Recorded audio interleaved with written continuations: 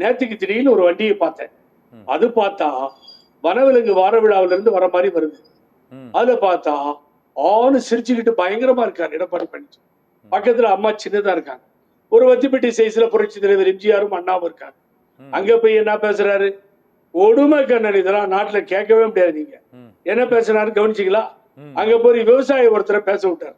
இவர் முதல்லயே தன்னுடைய அந்த அளவுக்கு நமக்கு மூலம் இருக்கான்னு ஒரு ஆள் சிந்திக்கணும். இப்ப நான் பேசுறேன்னா சிந்திக்கணும். அவர்கிட்ட என்ன பண்ணிட்டாரு? அவர் என்ன கேட்கிறார்? காவேரி தண்ணியிலிருந்து வெளியிலே அப்படின்னு.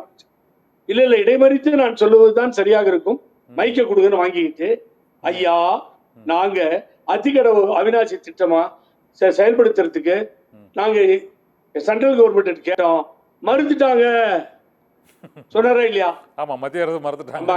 ஆமா, நீங்க சிரிக்க கூடாது, சிரிக்காம கேட்கணும், மறுத்துட்டாங்கன்னாரு. அப்ப 2 மாசத்துக்கு முன்னாடி அதிகடவு அவிநாசி திட்டத்தினுடைய கதாநாயகன் விவசாயிகளுடைய மாபெரும் தலைவர். ஆகவே அங்க செங்கோட்டையனை ஒதுக்கி ராமலிங்கத்தை ஒதுக்கி வைத்து விட்டு முன்னாள் அமைச்சர்களை நேரா வந்து திருப்பூர்ல செங்கோட்டையன் ஒன்னும் பங்கேற்கலையா சார் எந்த கூட்டத்திலயுமே? இது அது சும்மா சார். செங்கோட்டையன் நான் தான் அன்னைக்கே சொன்னேன், செங்கோட்டையன் ரயில் எக்மோர் சென்ட்ரல்ல தாண்டி போகாது, இதெல்லாம் போய்ங்க நம்பாதீங்கன்னு. அவரை பேசி நீங்க டைம் வேஸ்ட் பண்ணி சத்யம் டிவி டைம் வேஸ்ட் பண்ணாதீங்க. அவர் ஒரு நாளும் எழுந்து நிற்க மாட்டார், ஒரு நாளும் குரல் கொடுக்க மாட்டார், அவருக்கு கோபமே வராது. பழனிசாமியிடம் அவர் சரண்டர் அளித்து விட்டார். இங்க என்ன பிரச்சனைனா, அப்ப அவத்திக்கடவு அவிநாசி திட்டத்தை ஏன் கொண்டாண்டீங்க? மத்திய அரசு கூட்டணியில வச்சுக்கிட்டு ரிஜெக்ட் பண்ணாங்கன்னு சொன்னா நீங்க அந்த விழாவை போய் ஏன் எடுத்தீர்கள்? அங்க தலைவரையும் அம்மா படத்தையும் தூக்கி எறிஞ்சிட்டீங்க. நீங்க அண்ணாவையும் பெரியாரையும் அசிங்கமா பேசுறாங்க. என்ன சார் சுற்றுப்பயணம் இது? சரி, போன இடத்துல போய் தொலையிட்டோம். RSS கொள்கையாவது சொல்றாருன்னா அது அவருக்கு தெரிய மாட்டேங்குது, சொல்ல மாட்டேங்கிறார். சொல்லுமா, இந்து முன்னணி கொள்கை எல்லாம் சொல்லல பழனிசாமி. ஒண்ணு சொல்லாம அப்புறம் அவங்களே பக்கத்துல வச்சுட்டு அவங்களையே குறைய சொன்னா, ஒரு பக்கம் விழா நடக்குது, ஒரு பக்கம் ரிஜெக்டட். ஏதாவது உங்களுக்கு புரியுதா? இப்போ ஏதாவது புரியுதா? ஒரு நாள் கூத்து போன உடனே 2 லட்சம் ரூபாய் ஒருத்தர் பிக்பாக்கெட் அடிச்சிட்டான், இன்னொருத்தர் கொஞ்சம் பணத்தை பிக்பாக்கெட் அடிச்சு ஓட்டாங்க. அங்க நிக்கிறவன் பக்கத்துல ஸ்டேஜ் கீழே 2 பேர் பேசிக்கிறான், கண்ணன் பேசிக்கிறான் தெரியுமா? 2 பேரு. ஏண்டா நம்ம தான் இங்க நிக்கிறவன் அண்ணன் கூட, அவன் எங்கடா அங்க பிக்பாக்கெட் அடிக்கிறான், நம்ம இல்லாம எவன் பிக்பாக்கெட் அடிப்பான்? அவன் 2 பேரும் தனிப்பட்ட விமர்சனம் வேண்டாம். நீங்க இது வந்து இந்த தலைவர்கள் மத்தியில அந்த ஒருங்கிணைப்பு நடந்திருக்கு. தொண்டர்கள் மத்தியில நீங்க கூறியது போலவே அது வந்து ஜஸ்டிஸ் பார்ட்டியில இருந்து தொடர்ச்சியாகவே அதிமுகவினுடைய அந்த வரலாறு என்பது வந்து ஓரளவு அந்த திராவிட இயக்க சித்தாந்தங்களை ஒட்டி அது வந்து கொண்டிருக்கக்கூடிய அந்த சென்று கட்சியின் கடந்த கால வரலாறு இருக்கக்கூடிய சூழ்நிலையில் இப்போதைக்கு இந்த கொஞ்சம் முன்னரே அந்த சுற்றுப்பயணம் தொடங்கியதற்கு காரணம் அந்த இரு தரப்பிலும் ஒரு இணக்கமான உறவு அந்த அதிமுக பாஜக நிர்வாகிகள் மற்றும் தொண்டர்களே ஏற்படுவதற்கு இந்த பயணம் உதவி இருக்குன்னு நினைக்கிறீங்களா சார்? ஒரு இறுக்கம் உதவி இருக்கா? காதல் முடிஞ்சு திருமணம் முடிஞ்சிருச்சு, அனிமன் உறவு வேற பெரிய உறவு. இந்த உறவுக்கு ஏன் ஊரெல்லாம் போய் பாரதிய ஜனதாவோட எங்களுக்கு கூட்டணி இல்லைன்னு சொன்னீங்க? ஒருத்தர் தீ குளிக்கிறன்றார் OS மணியன் முன்னாள் அமைச்சர், இன்னொருத்தர் நாங்க செத்து போயிட்டோமான்னு கேட்கிறார் திண்டுக்கல் சீனிவாசன், இன்னொருத்தர் 2026 KP முனுசாமி கூட்டணி இல்லைன்றாரு. SDB மாநாட்டில் உட்காந்து இவர் சொல்றாரு எடப்பாடி கூட்டணியே கிடையாது, அந்த பேச்சுக்கே இடம் இல்லை, நான் தைரியமா இருக்கேன் பாருங்கன்றாரு. நீங்க என்னன்னா அச்சம் தான்றீங்க. எங்க நண்பர் சொல்றாரு அச்சம்னு. அச்சம்லாம் இல்ல, முதல்ல வாயில மாட்டியாச்சு, இனி வெளியெல்லாம் வர முடியாது. இது இப்படியே டூர் போக வேண்டியதான், வர வழி இல்ல. எல்லா டூர்லயும் போய் வளருவார் கண்ணன். ஆகவே இது தொண்டர்களுக்கு விருப்பம் இல்லாத ஒரு நிகழ்வு. இந்த நிகழ்ச்சி எடுபடவில்லை, வெற்றி அடையவில்லை. அம்மாவும் தலைவரையும் ஒதுக்கி வைத்து விட்டு யாராலையும் இன்னைக்கு நான் உண்மையை சொல்றேன், என்னோட நண்பர் தான் உங்க டிவியில உட்கார்ந்துருக்காரு, தனி அரசு, வேற யாரும் இல்ல. அம்மா கூப்பிட்டு சீட்டை கொடுத்து சட்டமன்ற உறுப்பினராக்கி அழகு பார்த்தார்கள். அந்த அழகு பார்த்த நண்பர் இன்னைக்கு நன்றி விசுவாசமா அம்மா தலைவர் பேரை சொல்லி டிவியில உட்கார்ற. நீங்க நினைச்சு பாருங்க, பிஜேபி மீடியா போயிட்டாரா? போலோ பாரத் மாதா கி ஜெய், மோடி கி ஜெய் போயிட்டாரா? இல்ல கண்ணன், எங்க உடம்புல ஊர்றது ரத்தத்துல திராவிட இயக்கம். இது போகவே போகாது.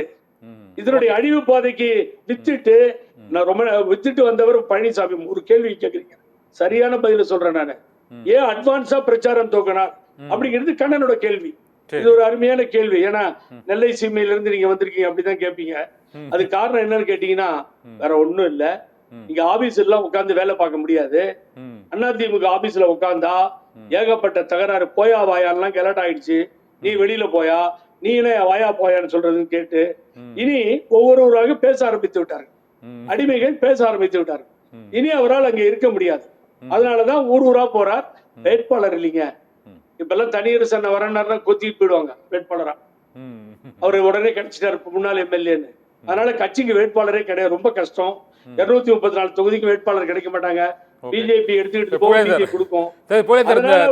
தேர்தலில் முந்த போவது யார்? நம்ம இந்த போலேன் சார் இப்போ நிறைவா இருவர்கிட்டயுமே ஒரு கேள்வி, அதோட அந்த சுருக்கமாக சொல்லி இந்த பதில முடிச்சுக்கலாம். இந்த 2026 தேர்தலில் ஓரணியில் தமிழ்நாடு முந்த போகிறதா, மக்களை காப்போம் தமிழகத்தை மீட்போம் முந்த போகிறதா, இருமுனை போட்டி தானா மும்முனை போட்டியாக இருக்குதா விஜயோட? இது ரெண்டுக்கு மட்டும் புலேந்தர் சொல்லுங்க, அடுத்த தயார் சொல்லுங்க. இல்ல இது கையில பெண் வச்சிருக்கீங்களா? ஆமா வச்சிருக்க, சொல்லுங்க, எழுதிக்கோங்க. ஏன்னா தேதி டைம் போட்டு எழுதிக்கோங்க. தாவேகாவா திமுகவா என்று புதிதாக கட்சி ஆரம்பித்து தவழ்ந்து நடந்து வளர்ந்த குழந்தை சொல்லியது. அதுதான் நடக்க போகுது. பழனிசாமி 10 சீட்டுக்கு மேல கூட வர முடியாது. அந்த 10 சீட்டுக்கே தவறிக்க வேண்டியது. 10 சீட்டுக்கு மேல வாங்க முடியாதுன்னு போலேந்து சொன்னாரு. ஓகே, அதுதான் இம்பார்ட்டன்ட் பாயிண்ட் நவ். சரி, தனியார் சார் சொல்லுங்க சார், இது முந்த போகுது யார் சார்? ஓரணியில் தமிழ்நாடா, மக்களை காப்போம் தமிழகத்தை மீட்போம் எழுச்சி பேரணியா? புகழேந்தி சார் 10 சீட்டுக்கு தாண்டா. இல்லை நம்ம அது புலந்தி என்ன மிக தீவிரமான அதிமுக பற்றாளர், அடிப்படையில் திராவிட கருத்தியல் பற்றாளருங்கிறதுனால அண்ணா திராவிட முன்னேற்ற கழகம் அந்த கருத்தியல் வேட்கையில களமாடி இருக்க வேண்டும். அதுல முன்னணி தளபதிகளாக அண்ணன் புகழேந்தி எல்லாம் எடப்பாடியாருடைய அந்த அதிமுகவில் நம்ம எல்லாம் ஒன்றா இருந்திருக்கணும். இப்போ டிடிவி, ஓபிஎஸ், இப்போ சின்னம்மா, எடப்பாடியார் எல்லாம் ஒன்றா இருந்து வடநாட்டு பாஜகவை நம்ம உள்ள இந்த அளவுக்கு அடையாளம் படுத்த தடுத்து நிறுத்தி இருக்கணும். ஆனால் நம்ம அது இல்லைங்கிறதுனால அண்ணன் அப்படி ஆழமாக கடுமையாக நம்ம அதை தாக்குறோம். ஆனால் இந்த இருதுருவ திராவிட அரசியலை பராமரிக்க வேண்டியது, பாதுகாக்கப்பட வேண்டிய பொறுப்பு, கடமை நம்ம எல்லாத்துக்கும் இருக்கிறதுனால தான் நம்ம இவ்வளவு காலமும் இதை எப்படியாவது மீட்பதற்கு போராடி கொண்டே இருக்கிறோம். அதில் அதிமுக பாஜக சாராது தனித்து நின்று வலிமை பெறுமானால் அதில் நம்ம அதை ஒழுங்குபடுத்தி அதை வலிமைப்படுத்துறது பொறுப்பு நமக்கு இருக்கு.